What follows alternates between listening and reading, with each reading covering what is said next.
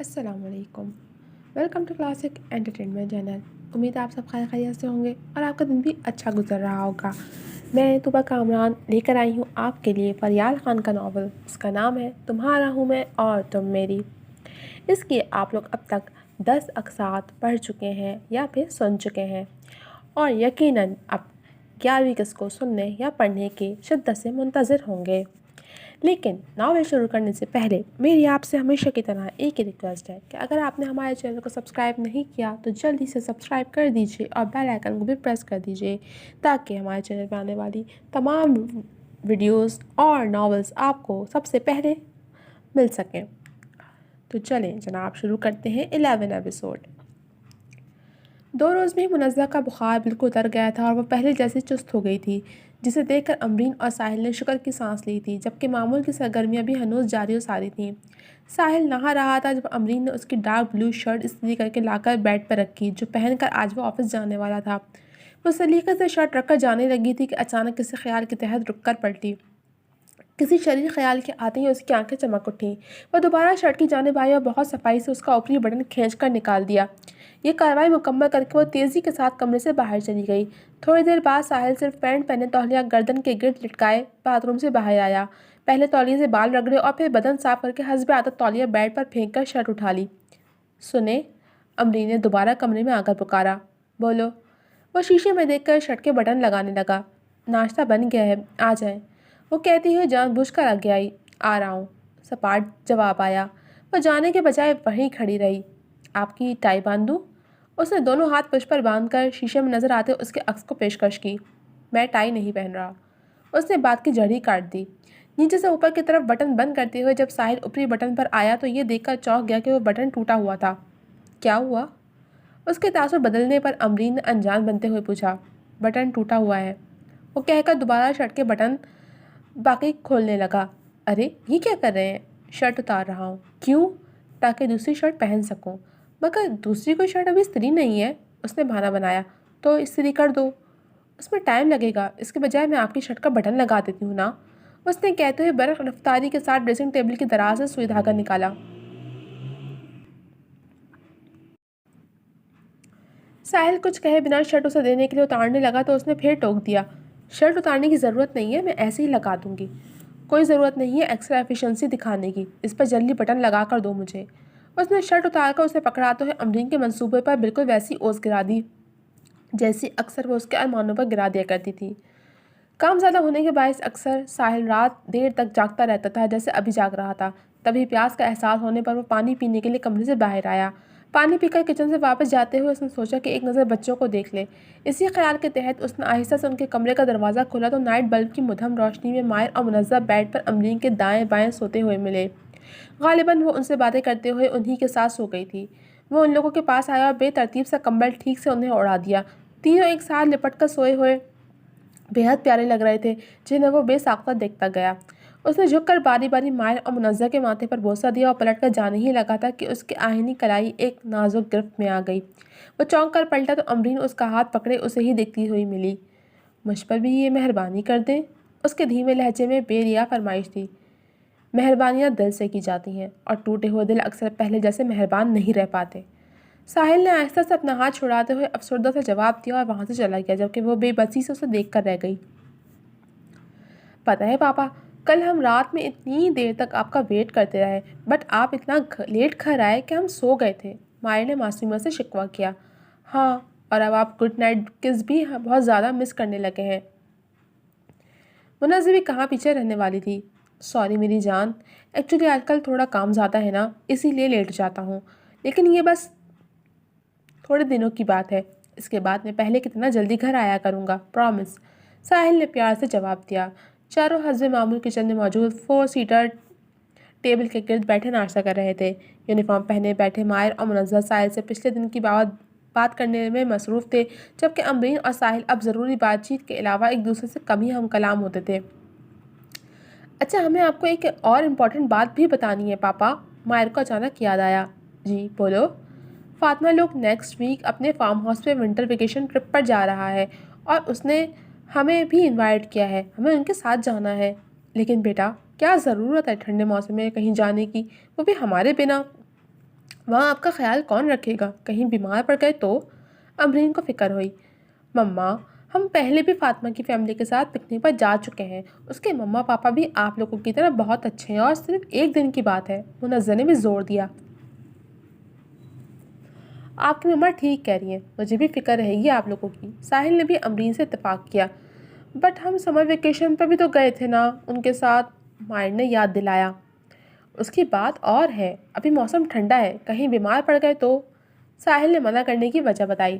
دونوں کچھ کہنے کے بجائے منہ لٹکا کر خفگی سے انہیں دیکھنے لگے۔ ٹھیک ہے، ہم نہیں جا رہے۔ پھر آپ ہمیں ایک بیبی سسٹر لا کر دیں، مائر اچانک نئی فرمائش بیچ میں لے آیا۔ ہاں، آپ نے کہا تھا کہ جب ہم ٹیسٹ میں فرسٹ آئیں گے تو آپ بیبی لا کر دیں گے، مگر آپ لوگ نہیں لائے۔ منزہ بھی فوراً اس کی حمایت میں بولی۔ ان کی بات پر دونوں حیران ہوئے۔ یہ آپ دونوں کیسے بات کر رہے ہو؟ ساحل نے سنجیدگی سے ٹوکا۔ ساحل، امرین نے دھیرے سے پکارا کہ کہیں وہ بچوں پر غصہ نہ کر جائے۔ آپ ہماری کوئی تو وش پوری کریں نا، یا تو بیبی لا دیں یا پکنک پر جانے دیں۔ مائر نے منہ بسور کر ضد کی اور ایسا ہی حال منزہ کا بھی تھا۔ ساحل کے سنجیدہ تاثر بتا رہے تھے کہ وہ بہت مشکل سے خود کو کوئی سختی دکھانے سے بات رکھے ہوئے تھا۔ امرین بھی اسی بات سے ڈر رہی تھی کہ کہیں وہ کاروباری معاملات کا غصہ بچوں پر نہ نکال بیٹھے۔ اچھا ٹھیک ہے، اگلے ہی پر گہری سانس کے ساتھ ٹھہرا ہوا جواب آیا۔ پہلے میں خود فاطمہ کے پاپا سے بات کروں گا، پکنک کی ساری ڈیٹیلز لوں گا، پھر بتاؤں گا کہ آپ کو جانا ہے یا نہیں۔ ساحل حسب عادت چند لمحوں میں ہی اندر غصے پر قابو کر چکا تھا۔ سچی پاپا، تھینک یو۔ دونوں ایک دم خوشی سے کھل کر اپنی جگہ سے اٹھے اور ساحل سے لپٹ گئے۔ امرین نے بھی شکر کی سانس لی کہ اس نے دوسرے معاملات کا غصہ خواہ مخواہ بچوں پر نہیں نکالا اور انہیں تحمل سے ڈیل کیا۔ وہ ایسا ہی تھا، عموماً تو وہ غصہ ضبط کر جاتا تھا، لیکن جب نکالتا بھی تھا تو صحیح جگہ، صحیح وقت اور صحیح شخص پر نکالتا تھا، خواہ مخواہ کسی دوسرے کو اس عتاب کا نشانہ نہیں بناتا تھا۔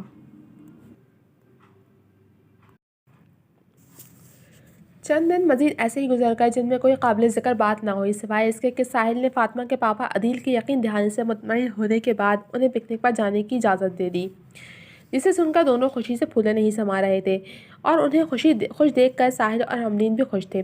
اکثر ساحل دیر سے گھر لوٹا تھا تو بچے سو جایا کرتے تھے، بس امرین اس کے انتظار میں جاگتی رہتی تھی۔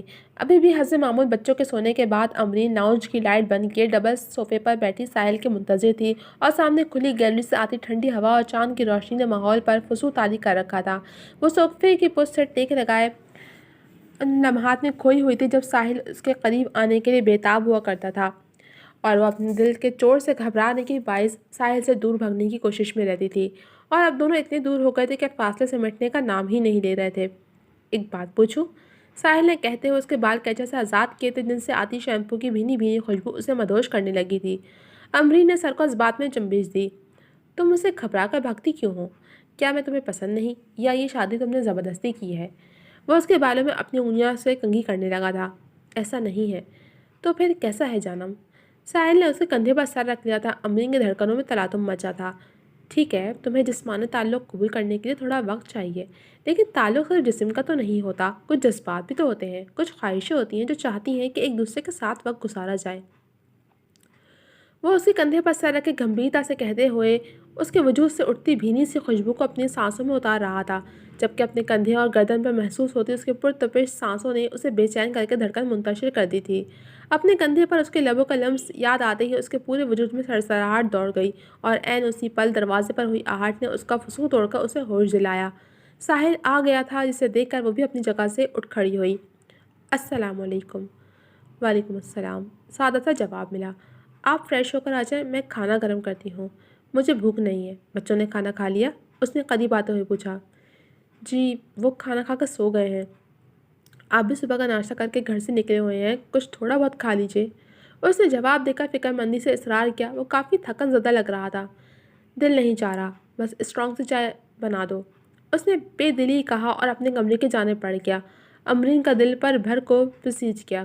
ایک وہ ساحل تھا جو حشاش بشاش سا پرشوق ہوا کرتا تھا، اور ایک یہ ساحل تھا جو اپنا بکھرا ہوا آشیانہ تنکا تنکا کر کے سمیٹنے میں دن رات ہلکان تھا۔ وہ ابھی بھی مایوس یا نا امید نہیں تھی، بس تھوڑا تھک گیا تھا۔ نا امید نہیں تھا، بس تھوڑا تھک گیا تھا، اور باہمت لوگوں کی یہ نہیں نشانی ہوتی ہے کہ وہ مشکل سے مشکل حالات میں بھی مایوس ہو کر ایک جگہ رکتے نہیں ہیں، سست روی سے ہی صحیح مگر چلتے جاتے ہیں اور ایک روز مشکل کی اس ناہموار سڑک کو پار کر کے کامیابی کی منزل کو پا لیتے ہیں۔ अमरीन चाय लेकर साहिल के कमरे में आई तो वो चेंज करके बेड पर चित लेटा मिला, जिसने दोनों हाथ सर के नीचे रखे आंखें बंद की हुई थीं। उसने करीब आकर चाय का कप साइड टेबल पर रखा और खुद आहिस्ता से उसके नज़दीक बेड पर बैठ गई। वो उसकी मौजूदगी महसूस कर चुका था, लेकिन फिर भी कोई तवज्जो दिए बिना आंखें बंद किए लेटा रहा। आपका सर दबा दूँ? उसने आहिस्तगी से पूछा। नहीं, मुझे हाथ मत लगाओ, मेरे लिम्ब से तो वैसे भी तुम घबराती हो। बन आँखों संग ही तंजिया जवाब आया, जो सीधा उसके दिल पर लगा। आप एक ही बार मुझसे जी भरकर क्यों नहीं लड़ लेते? जितना कोसना है, जितने तंज मारने हैं, सब एक ही बार कर लीजिए। ये रोज़ रोज़ कतरा कतरा करके तो तंज का जहर ना पिलाएं। वो भी ना चाहते हुए रोहानसी होकर शिकवा ज़ुबान पर ले आई थी। उसके बाद पर साहिल ने पट से आंखें खोली और एकदम उठ बैठा। और जो तुमने मुझे मेरे हुकूक के लिए कतरा करता तरसाया है, उसका क्या? वो भी उसका बाजू पकड़कर दूबदू हुआ। उसके लिए माफ़ी मांग तो चुकी हूँ और बताया था आपको कि मैं बस ये सोचकर घबराती थी कि आप मेरे नहीं हैं। वरना भला कौन सी औरत अपने शौहर की खुतबत से घबराती है, वो भी ऐसा शौहर जो उससे वालिहाना मोहब्बत करता हो। उसने घबराए बिना तासुब से जवाब दिया। तो अब तुम ये सोचकर घबराती थी कि मैं तुम्हारा नहीं हूँ, तो अब क्या सोचकर रात की तन्हाई में मेरे कमरे में मौजूद हो? उसने चुपते हुए अंदाज में सवाल किया। अपने शौहर के पास आने के लिए मुझे कुछ सोचने समझने की ज़रूरत नहीं है। वो खुद भी अंदर ही अंदर उसकी क़ुर्बत के लिए तरस रही थी, इसलिए गड़बड़ाए बिना बेख्तियारी के आलम में कह गई। वो चंद लम्हे यूं ही उसे देखता रहा और फिर अचानक उसे पीठ के बल बेड पर धकेल कर खुद भी उसके ऊपर झुक गया। दोनों के दरमियान फासला ना होने के बराबर था और पुरतपिश सांसों ने तो एक दूसरे के चेहरे को छूना शुरू कर दिया था। तुमने अब तक मेरा लिहाज देखा है, अगर मैं अपनी पर आ गया तो मेरी ज़बरदस्ती झेल नहीं पाओगे।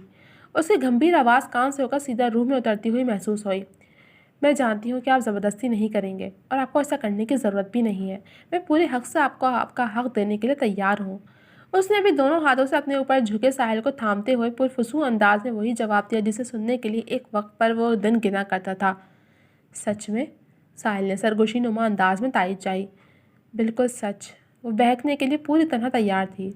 वो उसके मज़ीद करीब होने लगा। अम्बरीन के हाथ उसके बाल सहलाने लगे थे और सांसें मज़ीद जलती हुई महसूस हुईं। वो उसके लबों तक अपने लब लाकर चंद इंच की दूरी पर रुक गया। एक बात कहूँ? कहें? वो तिश्नगी में बेचैन हो रही थी। अब मुझे तुमसे ये हक़ वसूलने की तलब नहीं रही। साहिल की अगली बात ने एकदम उसे खुमार से झंझोड़कर होश में ला पटका।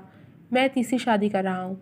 वो कहते हुए उस पर से हट गया। साहिल की सांसों में अब तक उसकी जुल्फ़ों की भीनी भीनी खुशबू बसी हुई थी। वो भी उसे देखते हुए शशदर से उठ बैठी। क्या कहा आपने? अमरीन को लगा उसे सुनने में कोई गलती हुई है। मैं अपनी एक बहुत पुरानी और वफादार एम्प्लॉई ज़ोहरब से तीसरी शादी कर रहा हूँ। वह अज़ाफ़ी जवाब दोहराते हुए बेड से उठ खड़ा हुआ। साहिल की पुश्त उसकी जानिब थी। अमरीन को लगा उस पर बहुत ज़ोर से आसमानी बिजली गिरी और उसे भस्म कर गई है। लेकिन आप ऐसा ऐसा कैसे कर सकते हैं? वो भी हवास बाख्ता सी कहती उठ खड़ी हुई। क्या मतलब कैसे कर सकता हूँ? ज़रूरत के तहत मज़ीद निकाह करने का हक़ रखता हूँ मैं। वो भी उसकी जानिब पलटा। जिस ज़रूरत को पूरा करने के लिए मैंने तुमसे निकाह किया था, वो तो तुम पूरी कर नहीं सकी। तो अब कोई रास्ता चाहिए ना मुझे। उसके कटेले अंदाज में अजीब सी चुभन थी जो तीर की तरह अमरीन के दिल में चुभी। हाँ, मैं मानती हूँ कि मैंने पहले आपको रोका था, लेकिन अब आप पर कोई पाबंदी नहीं है। मैं पूरी तरह सिर्फ आपकी हूँ। आप जो चाहे कर सकते हैं। वो साहिल को खो देने के खौफ से इतनी पागल हो रही थी कि सीने पर से दुपट्टा उतार कर बेड पर फेंक दिया, जिसके बाद अब उसके जिस्म के खदोखाल काफ़ी वाज़े हो गए थे। नज़ाकत लिए आँखों में वो देखना उनका तौबा, इलाही हम उन्हें देखें या उनका देखना देखें, इंतखाब। उसके जिस्म पर नज़र पड़ते ही साहिल ने कुछ कहने के बजाय रुख मुड़कर पुश्त उसकी जानिब कर ली। मैं आपके किसी अमल पर कुछ नहीं कहूँगी, किसी बात से नहीं रोकूँगी, लेकिन प्लीज़ मुझ पर ऐसा जुल्म ना करें। मैं आपको किसी और का होते नहीं देख सकती। वो पीछे से उसके गिर्द दोनों बाजू लपेट कर उसके पुष्ट पर सर टिकाए रोने लगी। लेकिन तुमने तो कहा था कि मैं बस तुम्हें अपने और बच्चों के साथ रख लूँ, फिर भले मैं तीसरी शादी भी कर लूँ तो तुम कुछ नहीं कहोगे। साहिल ने यूं ही खड़े रहकर याद दिलाया। हाँ, कहा था, लेकिन अब जब गुजरी है तो समझ आया है कि मैं सह नहीं पाऊँगी। जितनी मोहब्बत का दावा कभी आप मुझसे किया करते थे, उससे भी ज़्यादा मोहब्बत मुझे आपसे हो गई है।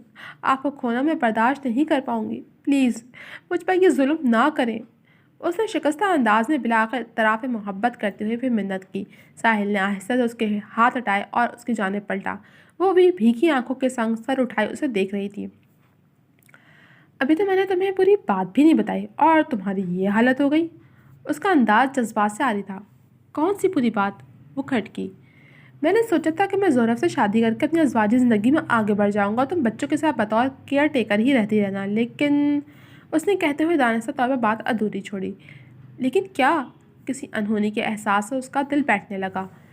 لیکن زہرہ اس کے لیے راضی نہیں ہے۔ وہ چاہتی ہے کہ میں تمہیں طلاق دے کر اپنے گھر اور زندگی سے ہمیشہ کے لیے الگ کر دوں۔ اس نے سنجیدگی سے بات مکمل کی۔ امرین کو لگا یکدم اس کے سر سے آسمان اور پیروں تلے زمین کھینچ لی گئی ہے اور اب وہ لبس لاوارث سی ہوا میں معلق ہے جو کسی بھی وقت پاتال کی گہرائیوں میں گر کر فنا ہو جائے گی، اور میں اس کی بات ٹال نہیں سکتا، اسی لیے تمہیں یہاں سے جانا ہوگا۔ اس کی کیفیت سے بے خبر ساحل نے اپنی بات مکمل کی۔ آپ مجھے بچوں سے بھی الگ کر رہے ہیں؟ وہ ابھی تک سکتے میں تھی۔ ہاں، زہرہ کو کہنا ہے کہ اب تم پر مزید بھروسہ کرنا ٹھیک نہیں ہے۔ مجھے تو تم دھوکہ دے چکی ہو، کیا پتہ مستقبل میں بچوں کو بھی نقصان پہنچا دو۔ اس نے بنا لحاظ کے اس کے دل پر صاف کوئی کی چھری چلائی۔ ساحل؟ اس کے لبوں سے دکھ بھری سرگوشی نکلی جبکہ آنکھیں پتھرا گئی تھیں۔ آپ کو لگتا ہے کہ میں بچوں کے ساتھ ایسا کروں گی؟ اپنی پرخلوص ممتا پر الزام لگتے ہی وہ تڑپ گئی۔ لگتا تو یہ بھی تھا کہ تم میرے ساتھ دھوکہ نہیں کرو گی، لیکن کر گئی نا۔ اس نے ترکی بدرکی طنز مارا۔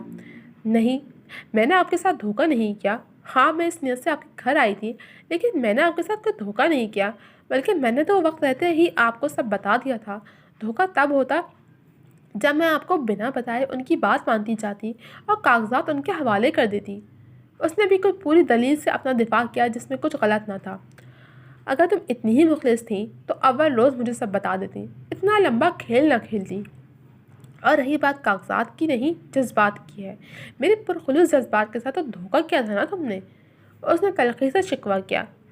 ہاں، لیکن اب میں معافی مانگ رہی ہوں اور ہر ممکن ازالہ کرنے کے لیے بھی تیار ہوں۔ پلیز مجھ پر ایسا ظلم مت کریں، وہ بھی جھٹ سے بولی۔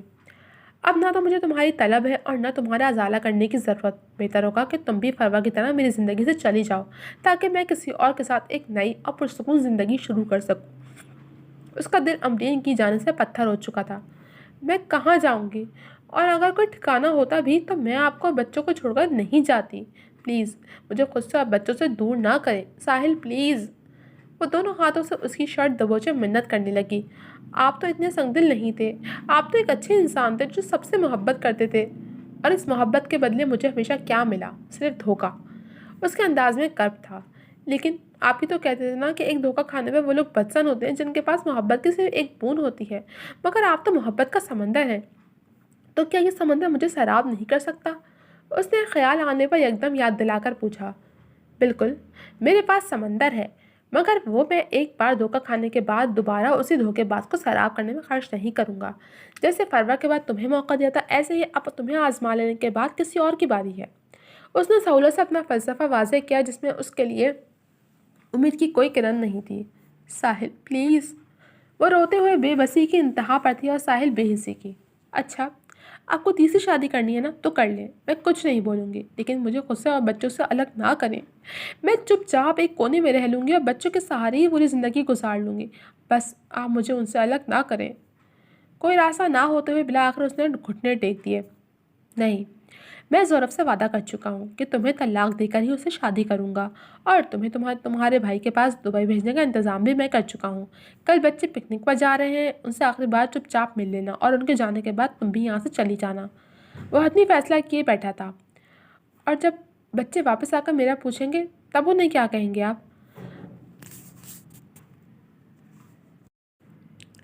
وہ سب میں نے ترتیب دے رکھا ہے کہ مجھے کیا کہنا ہے اور کیا کرنا ہے، تم بس اتنا سمجھ لو کہ کل اس گھر میں تمہارا آخری دن ہے۔ اس نے امرین کے ہاتھ اپنی شرٹ سے ہٹاتے ہوئے حتمی انداز میں بات ختم کی، جبکہ وہ تو اپنی جگہ سن ہو گئی تھی۔ ساحل نے بیڈ پر سے اس کا نیلا دوپٹہ اٹھا کر اس کے سینے پر پھیلایا اور پھر اس کا ہاتھ پکڑ کر اسے کمرے سے باہر نکالنے کے بعد دروازہ بند کر دیا۔ کچھ دیر پتھرائی ہوئی نظروں سے سفید بند دروازے کو دیکھتے رہنے کے بعد وہ ٹرانس کی کیفیت میں مرے مرے قدموں سے چلتی اپنے کمرے میں آ گئی۔ دروازہ بند کرنے کے بعد وہ اس کی پشت سے ٹیک لگا کر وہیں فرش پہ بیٹھتی رہی اور دونوں और दोनों बाजुओं घुटनों के गिर्द लपेटते हुए फूट फूट कर रो पड़ी। वो बरसती आंखों के संग सोच रही थी कि उसका जुर्म वाकई इतना संगीन था जिसकी इतनी बड़ी सज़ा मिल रही है। मोहब्बत के जाम से भरा पैमाना महज उसके लबों से छूकर वापस खींच लिया गया था और शदीद तलब होने के बावजूद वो प्यासी रह गई थी, बेमुराद रह गई थी, बेआस रह गई थी। पहले छेड़ देता है मेरे दिल के सभी तारों को, फिर मुझे वज्ज में लाता है और तशना छोड़ जाता है वो। इंतखाब। नया दिन फिर से निकल आया था जो किसी के लिए बहुत खुशकुन था और तो किसी के लिए क़यामत से कम नहीं था। मायर और मुनज़्ज़ा खुशी खुशी अमरीन के साथ अपने अपने बैग पैक में ज़रूरत का वो सामान रख रहे थे जो पिकनिक पर चाहिए था, जबकि अमरीन बुझे दिल के साथ उनकी मदद करवा रही थी। बस बस मम्मा, इतने स्वेटर नहीं लेकर जाने, मायर ने टोका। रख लो ना बेटा, क्या पता वहाँ सर्दी लगे आपको, बेड पर बैठी अमरीन ने इसरार किया। नहीं मम्मा, आंटी ने कहा था एक स्वेटर पहन कर आना और एक रख कर लाना बस, मुनज़्ज़ा ने भी बताया। अच्छा ठीक है, वो भी मान गई। नाश्ता अच्छे से कर लिया ना आप लोगों ने, और भूख तो नहीं लग रही? कुछ और भी बना कर दे दूँ रास्ते में खाने के लिए? उसे नहीं फिक्र रहा कोई। जी मम्मा, नाश्ता कर लिया था और भूख नहीं है, मायर ने तसल्ली कराई। और जो इतना सारा मीठा अंडा आपने बना कर दिया है ना, वो हम फातिमा को भी खिलाएंगे। पता है, हमारे सब फ्रेंड्स को भी बहुत पसंद है आपके हाथ का मीठा अंडा, मुनज़्ज़ा ने भी चमकती आंखों के साथ बताया। अमरीन का दिल चाहा कि उन दोनों के मासूम चेहरों को बस देखती चली जाए कि अब दोबारा उनका दीदार नसीब नहीं होना था। इधर आओ। अमरीन ने दोनों को हाथ से पकड़कर अपने पास किया और अपनी बाहों में भर लिया। अपना बहुत ख्याल रखना आप दोनों, एक दूसरे से बिल्कुल नहीं लड़ना, कोई कुछ बोले तो रोना बिल्कुल नहीं, अपनी तरफ से सबसे अच्छा बिहेव करना। वो बेसाख्ता उन्हें ताकीद करने लगी।